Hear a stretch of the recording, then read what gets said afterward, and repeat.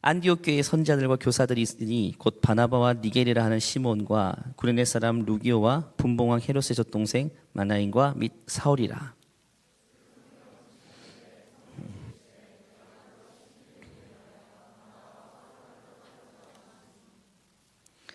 이에 금식하며 기도하고 두 사람에게 안수하여 보내니라.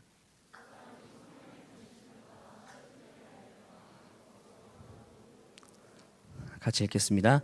살람이 이르러 하나님의 말씀을 유대인의 여러 회당에 전할세.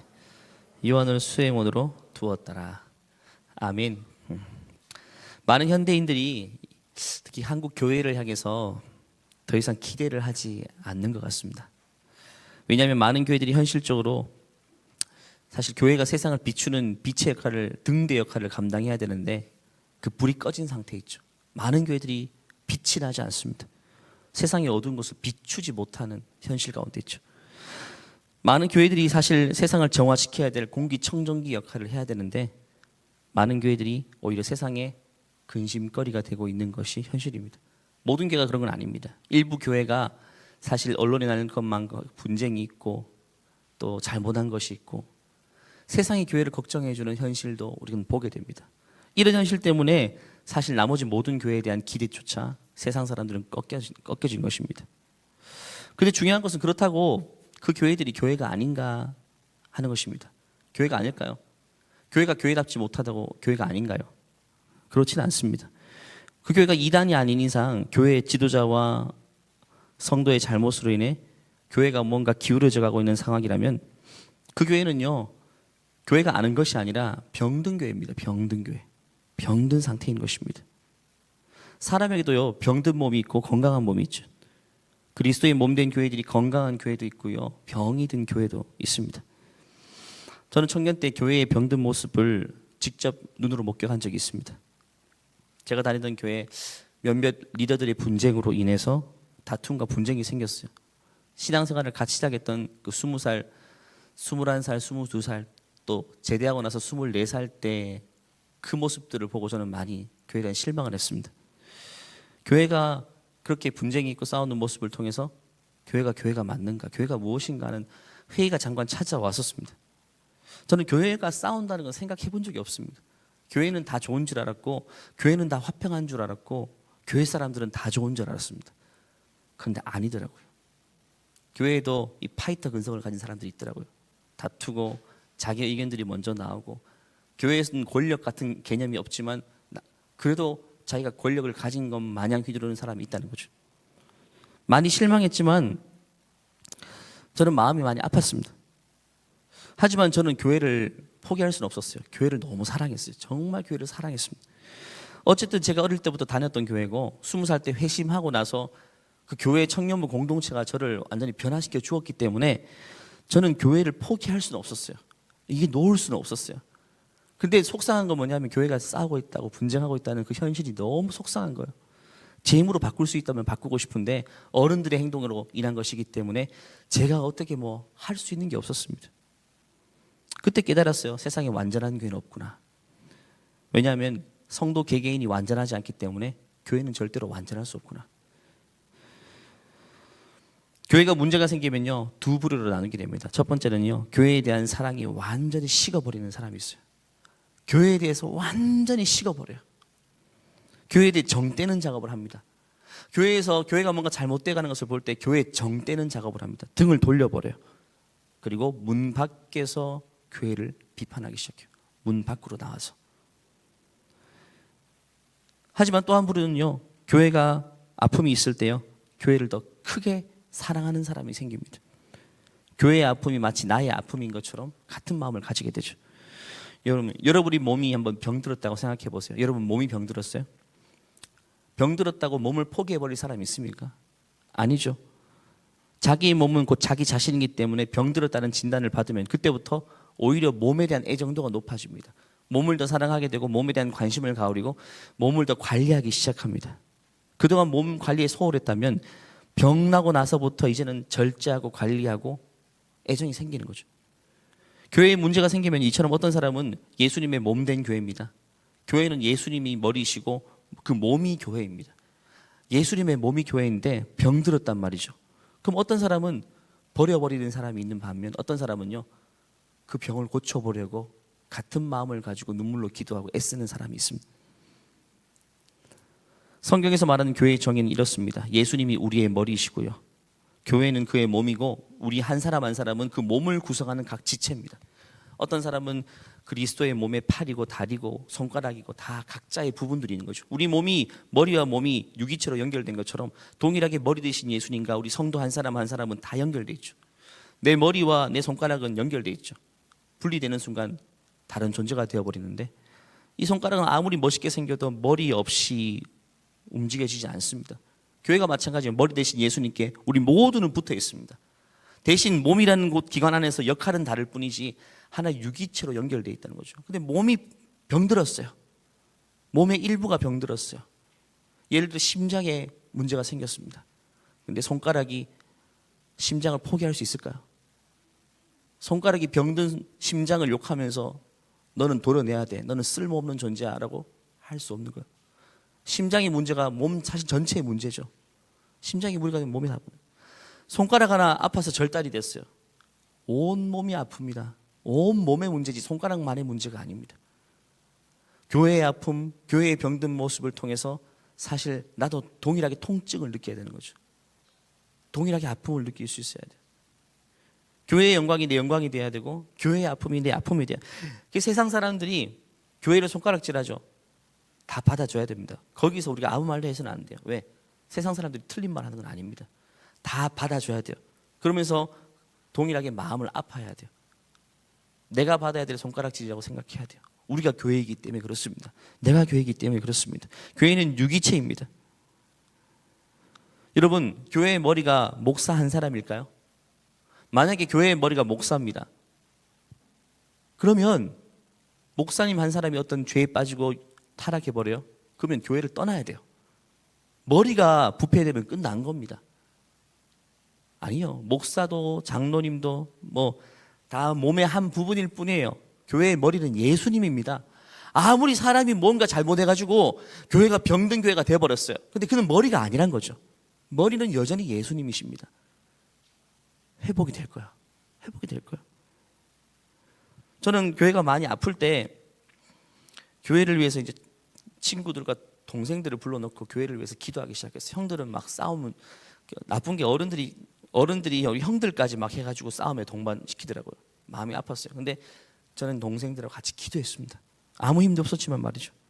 그때 한창 그 싸움이 진행될 때 교회에 페인트 칠과 청소하는 일이 있었습니다. 이렇게 높은 교회이고 천막도 엄청 컸었는데 페인트 칠도 하고 온몸에 페인트 뒤집어 쓰고 또 커튼 구약에 마치 성소의 휘장처럼 큰 굵은 커튼이 이렇게 그거 다 벗겨서 빨래하면서 그때 저보다 2살 많은 그 승훈이 형하고 저하고 이 일에 동참했어요. 어른들하고 같이. 그렇게 하면서 마음속으로 눈물이 많이 났어요. 교회가 빨리 회복돼야 되는데 많이 아팠어요. 그때 처음 저는 이런 생각했어요. 앞으로 내가 목사가 되어서 정말 이 땅에 건강한 교회, 건강한 그리스도의 몸을 세워보면 어떨까 하는 생각을 처음 하게 됐습니다.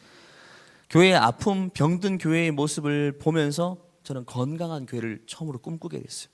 건강한 교회, 건강한 교회가 이렇게 중요하구나. 병든 교회 속에서 고통받는 성도들이 얼마나 많은가. 그러면 작아도, 규모는 작아도 건강한 교회를 세우면 어떨까.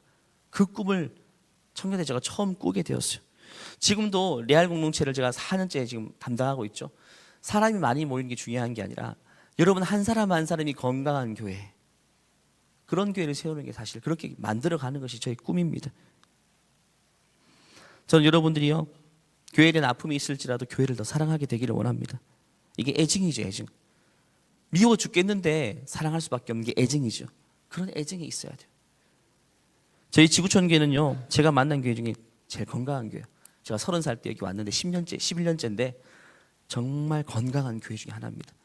여기서 저는 많이 치유받고 회복이 됐습니다. 여러분 가운데에 과거에 또 병든 교회, 어려운 교회를 통해서 많이 상처받고 있는 영혼들, 그래서 결국 우리 공동체로 온 영혼도 많겠죠. 결국에는요, 그 상처가 치유받아야 됩니다. 회복이 돼야 돼요. 회복이 돼야 돼요. 교회에 대한 실망스럽고 상처받은 분들은 이제는 공동체를 통해 회복받고요. 뿐만 아니라 이제는 내가 더 건강한 교회의 일원이 되고자 꿈꾸면서 내 역할을 찾아야 돼요. 건강한 교회는 한두 사람이 만들어가는 게 아닙니다. 목회자 한 사람이 만들어갈 수 없습니다. 여러분 한 사람 한 사람이 건강해야 건강한 교회죠. 여러분 각자가 건강한 교회를 함께 꿈꾸며 만들어가는 것입니다. 이 자리에 있는 청년들 가운데요, 앞으로 여러분 이 지구촌 교회 평생 다닐 사람도 있을 것이고, 어떤 친구들은 이제 뭐 직장 생활하면서 지방에 가기도 하고 해외에 가서 결혼해서 살 사람도 있죠. 교회를 떠나야 될 사람도 있습니다. 여러분 어떤 교회에 미래에 어떤 교회에 가든지요, 건강한 교회를 찾으려고 가야 되지만 중요한 것은 거기 가서는요, 내가 건강한 교회를 만들어 가야 된다는 의식이 항상 있어야 돼요. 내가 건강한 교회를 만들어 가야 된다는 거죠. 인간의 DNA가요, 여러분, 인간의 DNA가 엄지손가락에만 검출이 됩니까? 아니죠. 새끼손가락, 머리카락 하나에도 DNA가 다 있습니다. 그리스도의 몸을 이루는 성도 한 사람 한 사람에게 다 그리스도의 DNA가 있다는 거죠. 여러분 한 사람 한 사람이 건강해야지 전체가 건강해지는 교회가 될 수 있는 것입니다. 그래서 저는 이 땅에 존재했던 많은 교회들 가운데요, 오늘 한 교회에 대해 살펴보면서 저와 여러분이 함께 이 교회와 같이 더 건강한 공동체를 꿈꿔보는 시간 되기를 바랍니다. 항상 롤 모델이 있다는 건 정말 중요합니다, 여러분. 모델이 있으면 내가 나가야 될 방향을 알게 되는 거죠. 제가 배우고 싶은 교회는요, 안디옥 교회라는 교회입니다. 지금 이 대한민국에 있는 교회는 아니고요, 2000년 전에 존재했던 교회입니다. 2000년 전에. 사도행전 1장부터 22장까지는요 예루살렘 교회와 베드로가 중심이 되어서 이끌어갔습니다. 예루살렘과 교회였어요. 근데 13장부터는 안디옥 교회와 바울이라는 사람을 중심으로 이제 스토리가 전개되게 됩니다. 그 전까지는 교회는 유대인으로만 구성된 공동체였어요. 예루살렘 교회는 대부분 유대인 중심의 공동체입니다.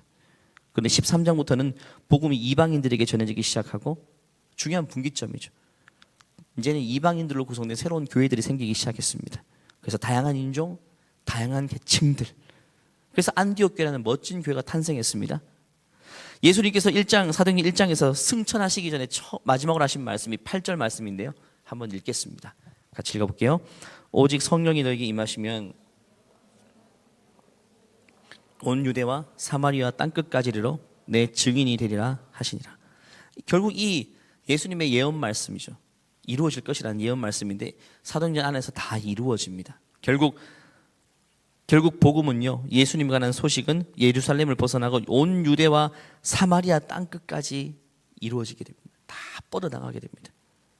특별히 복음은요, 굿뉴스, 복된 소식인데 바로 예수님에 관한 소식을 말합니다. 복음이 안디옥이라는 도시에 이르러서 그곳에서 최초의 이방인 교회는 안디옥 교회를 세우게 됩니다. 근데 안디옥 교회는 모이는 인원은요, 예루살렘 교회보다 작았습니다. 한마디로 예루살렘 교회가 본교회고요, 안디옥 교회는 개척한 교회입니다. 작은 교회죠. 근데 작지만 세상 곳곳을 비추는 엄청난 교회가 됐어요. 큰 게 중요한 게 아니에요. 작지만 굉장히 밝은 빛을 세상 곳곳에 비추어주는 교회가 되었어요. 안디옥 교회의 배경을 한번 볼까요? 어떻게 세워지게 되는가? 그 배경이 놀라운데요, 일반적은요, 교회는 한 목회자가 파송돼 가지고 사람들을 모아서 이렇게 예배를 시작해야지 교회가 시작되죠. 근데 안디옥 교회는 다릅니다.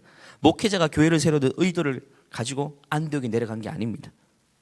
스데반이라는 사람이 순교하고요, 돌 맞아 순교합니다. 그때 예루살렘에 있던 믿는 사람들이 다 핍박당하게 됩니다. 더 이상 예루살렘에서 믿음 생활 못합니다. 예배도 못 드리고. 그래서 다른 지역으로 흩어져서 이제 떠나게 됩니다. 울면서 말이죠. 근데 몇몇 사람들이 안디옥으로 내려가면서 이방인에게 복음을 전하는 거죠. 그 전까지는 유대인에게 선민의식이 있어가지고 유대인 외에는 구원이 없다고 생각했어요. 근데 지나가다 만나는 사람들이 이방인이니까 헬라 사람들에게도 복음을 전해보는 거죠. 그러니까 그 사람들이 예수님을 받아들이다는 겁니다. 변화가 찾아왔다는 겁니다. 예수님을 메시아로 받아들이고 놀라운 변화가 있으니까 그들이 고정관념에 깨어졌어요. 그래서 11장 19절 20절 말씀 보니까 한번 읽어볼까요? 같이 읽어볼게요. 그때에 스데반의 일로 일어난 환란으로 말미암아 흩어진 자들이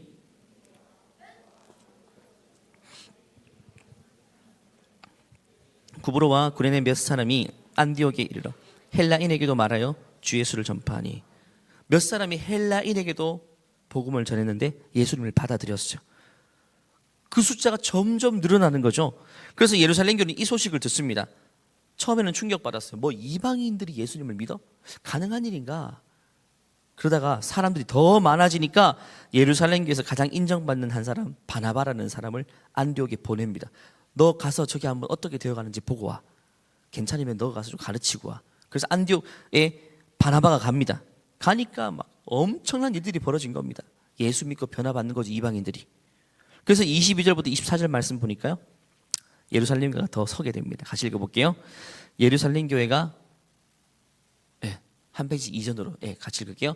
예루살렘 교회가 이 사람들의 소문을 듣고 바나바를 안디옥까지 보내니 그가 이르러 하나님의 은혜를 보고 기뻐하여 모든 사람에게 굳건한 마음으로 주와 함께 머물 있으라 권하니 바나바는 착한 사람이요 성령과 믿음이 충만한 사람이라. 이에 큰 무리가 주께 더하여지다. 바나바는 지난번 나눈 것처럼 정말 최고 중에 최고입니다. 오늘 우리 어른 대예배 때도 바나바에 대해서 나눴는데요, 최고 중에 최고. 성품하며 말씀하며 언변하며 다 뛰어난 사람이요. 그로 인해서 제자들의 숫자가 더 많아집니다. 결정적으로 바나바는요, 자기 혼자 일을 감당하지 않고 바울이라는 사람, 회심한 사울이 바울이 됐죠. 그 바울을 불러가지고 함께 1년 동안 안디옥 교회에 머물면서 제자들을 가르치기 시작합니다. 바울의 능력 있는 설교와 바나바의 뜨거운 사랑과 섬김, 이 두 날개를 통해서 안디옥 교회가 막 일어서게 됩니다. 얼마나 놀라운 변화가 있을까? 제가 아니라 이 자리에 바울이 서 있고 바나바가 서 있습니다. 이 공동체가 얼마나 더 멋지게 될까요? 안디옥 교회의 특징이 있습니다. 제가 배우고 싶은 4가지 특징을 오늘 살펴보고 마무리하고자 하는 것입니다. 이렇게 날개를 단 안디옥 교회, 그들은 어떻게 이렇게 건강한 몸을 이룰 수 있었는가? 우리 사람들도 보면 건강한 사람 건강의 비결을 묻죠. 비결을 잘 묻죠. 마찬가지로 안디옥 교회가 건강한 교회예요. 건강 비결을 제가 묻고 싶은 거예요. 그게 성경에 다 나와 있더라고요. 첫 번째는요, 안디옥 교회의 건강 비결입니다. 그리스도인이라는 인정을 세상 사람들로부터 받고 있다는 것입니다. 25, 26절입니다. 같이 읽어볼게요. 25, 26절. 바나바가 사울을 찾으러 다소에 가서 만남에 안디옥에 데리고 와서 둘이 교회에 1년간 모여 있어 큰 무리를 가르쳤고 제자들이 안디옥에서 비로소 그리스도인이라는 일컬음을 받게 되었더라. 그리스도인이며 크리스찬, 소위 말하는 크리스찬이란 말 처음 나온 단어입니다. 그 전까지는 없었어요. 심지어 예루살렘 교회는 없던 단어가 안디옥 교회에 처음 생겨나기 시작했습니다. 이것은 자칭 크리스찬이 아니라 세상 사람들이 교회 다니는, 안디옥에 교회 다니는 사람들을 보고 너 크리스찬이야 이라고 말하는 거죠. 크리스찬이란 말은요, 그리스도께 속한 사람, 한마디로 예수님 닮은 사람을 말합니다. 그의 말과 행동과 삶 자체가 예수님 비슷하게 사는 사람들을 말합니다. 그러니까 안 믿는 사람들이 이렇게 인정할 정도였으니까 안디옥 교회 제자들은요, 회심한 것이 틀림없고 그들은 빛이 나는 삶을 살았던 것입니다. 예수의 빛을 비추는 등대 역할, 예수의 향기를 나르는 향수의 역할을 안디옥에서 해주었다는 거죠. 숫자는 전체 인구 중에 많지 않았을 것입니다. 그럼에도 불구하고 그들은 곳곳에서 방향제, 맞죠? 화장실도 가면요, 화장실 요즘 세팅해 놓습니다. 뭐 30분 단위, 1시간 단위 세팅해 놓으면요, 전자식 향수는, 방향제는요 1시간마다 칙칙 뿌려줍니다. 그게 있으면 화장실에 사람이 들어갈 수 있게 되는 거죠. 마찬가지로 세상이 다 썩어져 가는데, 로마의 압제와 치하 속에 다 썩어져 가는데도 불구하고 작지만 교회다운 교회인 안디옥 교회가 세상에 그리스도의 향기를 쫙쫙 곳곳마다 뿌려주는 거예요. 어두운 음지 같은 데가 너무 많은데 그리스도의 빛을 등대와 같이 멀리까지 비춰주는 겁니다. 그러니까 세상이 그 모습을 보고 교회에 대해서 공경심을 가지게 되는 것입니다. 오늘요, 이 시간, 이 나라에서도요, 대한민국 크리스찬 비율 조사하면 20%는 넘습니다, 여러분. 20%. 근데 대부분 다 자칭 크리스찬이죠. 자칭 크리스찬. 오늘날 자칭 크리스찬은 많아도, 이력서에 기독교라고 쓸 수 있는 사람은 많아도 세상 사람들이 보기에 진짜 레알 크리스찬은 도대체 얼마나 될까요, 여러분? 얼마나 될까요? 여러분 자신만 한번 돌아보세요. 여러분 주위의 친구들 한 5명이가 물어보세요. 내일 가서 학교 가가지고, 너가 보기에 나는 크리스찬 맞아? 나 크리스찬 맞아? 한번 물어보세요. 사람들이 어떻게 반응하는가?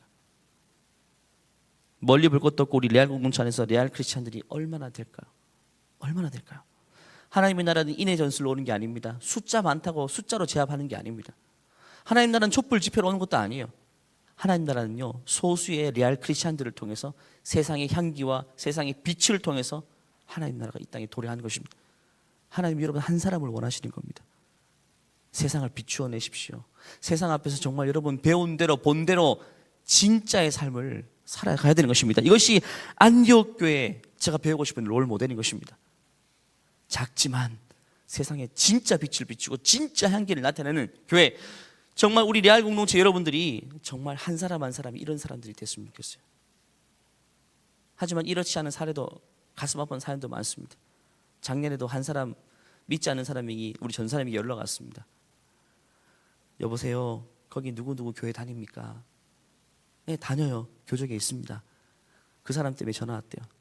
그 사람이 세상에서 워낙 진상 같은 삶을 살아가지고 카톡 배경화면 보니까 그래도 지구촌교회 마크가 있는 거죠. 사진 따라 들어가 보니까 지구촌교회, 이게 또 지구촌교회 건물에 지구촌교회 이게 적혀 있는 그 배경에서 사진 찍은 게 있더라고요. 다른 교회가 사진 찍지 차라리. 그래가지고 그 타고 들어와서 교회 번호를 알아서 전화했어요. 어떤 행동을 했냐? 게임을 하다가 온갖 역설을 다 쓰고 퇴장을 했대요. 저도 옛날 피파 한창 할 때 초딩들이 막, 맞죠? 한 골 지고 있으면 막 욕하잖아요.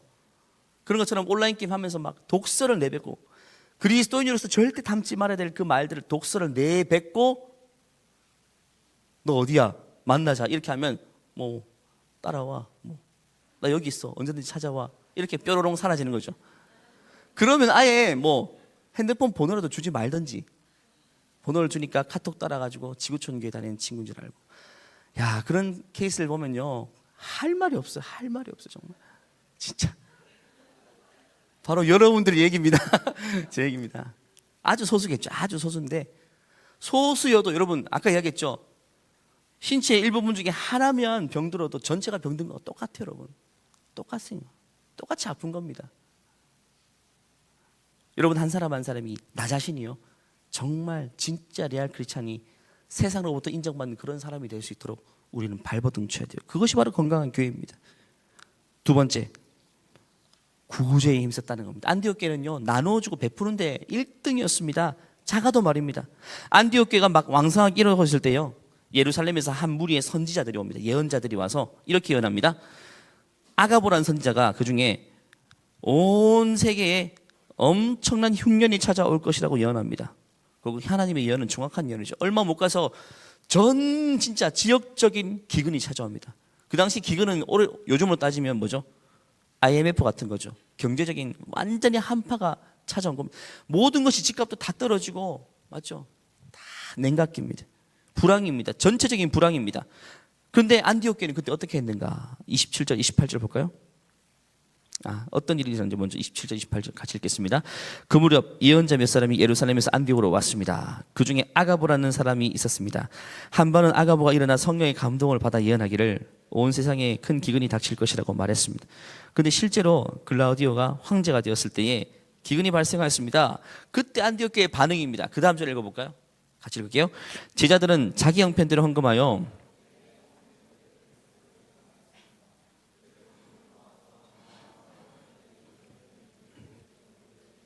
그렇죠. 온 세상에 기근이 찾아왔어요. 안디옥도 마찬가지입니다. 그럼에도 불구하고 그들은요, 없는 형편에서 돈을 모아서 그것을 가지고 어디에 보냈죠? 기근으로 고통받고 있는 예루살렘 교회에 보냈습니다. 그 성도들에게 말이죠. 예루살렘 교회로부터 자기 교회가 생겨난 거니까 그 은혜를 기억해서 없는 가운데 모아서 보냈대요. 여러분 숫자로 더 적어요. 상식적으로 하면요, 예루살렘 교회가 안디옥 교회에 기근이라고 헌금을 보내야죠. 근데 그 반대가 되고 있다는 거죠. 안디옥 교회가 예루살렘 교회가에게 지금 구제 헌금을 보내게 됩니다. 이것이 레알 크리스찬들의 모습이에요. 여러분 형편이 좋아서 누군가를 돕는 게 절대 아닙니다. 여러분 구제는 항상 본인의 형편대로 하는 것이 진짜 구제입니다. 여러분 많을 때는 많은 부분을 헌신하고, 적을 때는 작은 자투리라도 나눠주는 것이 하나님이 기뻐하시는 헌신이에요. 어떤 사람은요, 내가 많아야지 나눠줄 수 있다고 생각합니다. 그런 사람은 평생 못합니다. 내가 어느 이상 되면 절대 못합니다. 지금부터 안 하는 사람은 나중에도 못합니다. 지금 여러분 한 달 용돈이 뭐 20만 원이라면 그 중에 한 달에 5천 원이라도 뭔가 구제할 수 있어야만 나중에 한 달 수입이 100만 원, 200만 원 돼도 몇만 원을 할 수 있는 거죠. 지금 안 하면 나중에 절대로 나중은 보장받지 못합니다. 헌신은 현장으로 해야지 미래 약속으로 할 수 있는 것이 아니란 것입니다. 안디옥 교회는요, 동일한 기근이고 힘들지만 작은 금액이라도, 금액은 교회 여기 나오지 않습니다. 작은 금액이라도 마음을 표시했다는 거죠. 이것이 정말 교회다운 교회의 모습인 것입니다. 이 헌금을 들고요, 바울과 바나바가 이제 들고 예루살렘 교회로 1년 만에 찾아갑니다. 그때 바울과 바나바의 마음이 어땠을까요? 너무 감동적이었을 거예요. 1년밖에 안 키운 제자들인데 예루살렘 형교회, 부모교회에게 헌금하겠다고 해서 걷어가지고 얼마를 주는 거죠. 그걸 받아들고 바울과 바나바는 이제 예루살렘 교회로 갈 때 기분이 얼마나 감동이 되었을까요? 또 구제헌금을 전달받은 예루살렘 교회는 어떤 반응을 보였을까요? 아마 이방인들로 구성된 안디옥 교회의 모습이 보기에 자기 예루살렘 교회 입장에서는 굉장히 부끄러웠을 것 같아요. 내가 과거에 이방인들을 핍박하고 정죄했는데 오히려 그 헌금을 받아들고 아마 내가 잘못했다는 것을 뉘우쳤을 것입니다. 자신들이 형님교회 같은 역할을 감당했는데 오히려 어려운 때에 도움을 받고 있다는 거죠. 저는 우리 레알 공동체 모든 청년들이요, 여러분이 가지고 있는 형편대로, 현실대로 자기의 것을 흘려보낼 수 있는 여러분 되기를 바랍니다. 지난주에도 이제 5명이 우르무치가니까 저에게 첫 월급이라고 어떤 친구가 월급의 일부를 가지고 왔어요. 적은 돈이라고 해서 받는데 적은 돈이 아닙니다. 그 친구한테는 아주 큰 돈이에요. 그냥 저도 감동인데 하나님이 얼마나 감동하겠습니까? 20대는요, 절대로 20대부터 움켜쥐는 인생이면요, 평생 그렇게 살 수밖에 없어요. 20대는 내가 별로 없잖아요, 사실. 20대 10,000원 더 있고 10만 원 더 있고 별 차이가 없습니다. 생활 수준이 막 달라집니까? 여러분 수준이 10,000원이 더 있고 없고 생활 수준 중산층에서 상류층 되는 게 아닙니다, 여러분. 20대 때는 똑같아요. 그때 여러분 가지고 있는 일부를 손을 이렇게 펼 수 있는 그 믿음이 있어야만 나중에도 큰 손이 되는 것입니다. 지금부터 작은 거 하나 벌벌 떨면요, 나중에는 아무것도 못해요, 여러분. 그런 적에 하나님이 뭘 큰 거를 맡겨주시겠습니까?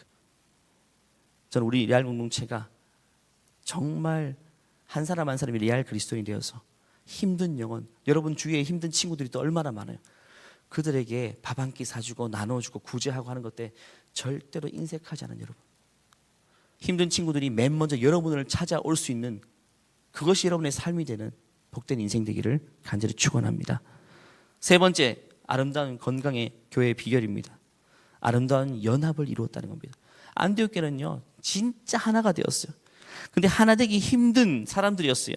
1절 보니까, 13장 넘어가서 1절 보니까 그들의 멤버 구성원이 독특했습니다. 읽어볼까요? 1절입니다. 안디옥 교회에 선자들과 교사들이 있으니.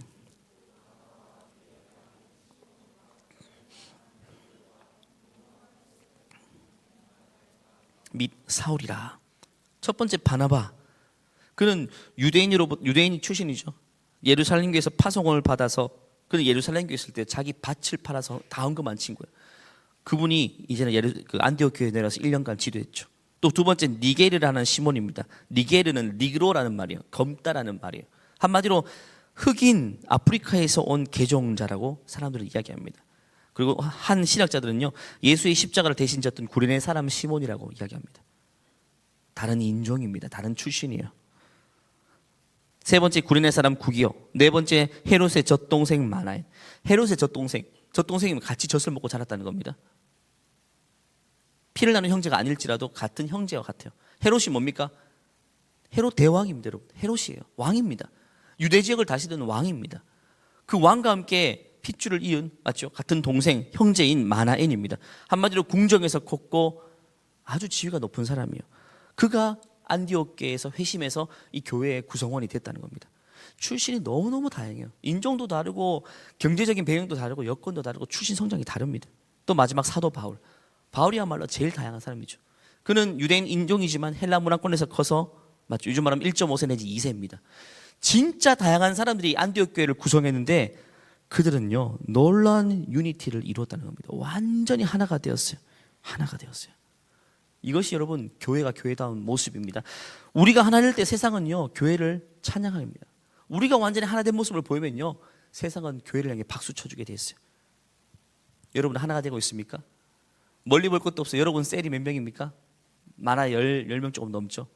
다 다르죠. 나이도 다르고 성별도 다르고 생각도 다르고. 근데 이 멤버들이 하나 되지 못하면요, 사실 다른 것을 구할 것도 없습니다. 하나됨이에요. 하나됨입니다. 다이버시티가 유니티가 될 때까지 정말 우리는 공동체 하나됨을 위해서 내가 노력해야 될 것입니다. 나와 다른 사람들을 포용하고 인정하고 말이죠. 한국교회 초기 교회가 이런 모습이었죠. 양반과 천민들이 함께 있고요. 심지어 백정까지도 함께 있고 남과 여 신분 차별도 교회가 가감하게 없앴습니다. 교회 안에는 원래는 휘장이 있었으면 남녀를 따로 앉혔습니다. 근데 휘장을 없앴어요. 교회가 결국에는 없어졌죠. 신분별로 의자가 배열이 다르게 있었지만 다 없어졌습니다. 교회만이 가능한 일입니다. 교회가 그렇게 하니까 세상이 그렇게 따라온 것입니다. 세상을 따라간 게 아닙니다. 교회가 그렇게 먼저 파격적인 행보를 보이니까 교회 안에서 모두가 하나가 되어버리니까 세상이 그 모습 보고 함께 세상의 문화도 바뀌게 된 것입니다. 교회가 이런 부분에서 앞서가야죠, 여러분. 하나를 위해서, 하나가 되기 위해서 저와 여러분이 노력해야 될 것입니다. 마지막 네 번째입니다. 안디옥 교회 건강 비결. 네 번째는 선교사를 파송했다는 겁니다. 2절부터 5절 같이 마지막으로 읽겠습니다. 2절부터 5절입니다. 주를 섬겨 금식할 때에 성령이 이르되 내가 불러 시키는 일을 위하여 이에 금식하며 기도하고 두 사람에게 안수하여 보내니라. 두 사람이 성령의 보내심을 받아 실루기아에 내려가 거기서 배 타고 구브로에 가서 살람에 이르러 하나님의 말씀을 유대인의 여러 회당에서 전할세 요한을 수행원으로 두었더라. 정말 다양한 배경을 가진 사람들이 하나의 유니티를 이루었어요. 근데 그 가운데 성령께서 몇 사람을 부릅니다. 얘를 따로 구별해서 선교사로 보내라고 합니다. 그래서 그가 바울과 바나바입니다. 그가 결국 안디옥 교회의 파송으로 이제는 구브로라고 하죠. 키프로스라는 섬으로 배를 타고 건너가 선교의 사명을 감당합니다. 두 명을 구별하는 거죠. 말씀을 마무리하겠습니다. 건강한 사람 보면 건강 비결 묻는 것처럼 안디옥 교회 건강 비결은 이 네 가지였습니다. 저는 이 네 가지의 교회로서의 DNA라고 할 수 있습니다. 이 모습 저와 여러분 가운데에 발견이 되고 끊임없이 건강한 교회를 서로가 만들어가는 복된 인생 되길 바랍니다. 이제는 우리 주 예수 그리스도의 은혜와 하나님의 무한하신 사랑과 우리 안에 여전히 함께 하셔서 우리가 선교지에 있든 이 땅에 있든지 동일하게 우리를 사명자로 일으켜 세우시기 원하시는 그 성령님의 역사가 이제는 더 건강한 교회를 꿈꾸며 내가 건강한 교회를 세워나가는 일원이 되기를 소망하는 모든 죄의 자녀를 머리 위에 특별히 주의 말씀에 그대로 순종하여서 땅 끝까지 가서 복음 전하기를 소원하는 우리 5명의 우리 청년들에게 이제로부터 영원토록 함께 하시기를 축원하옵나이다. 아멘.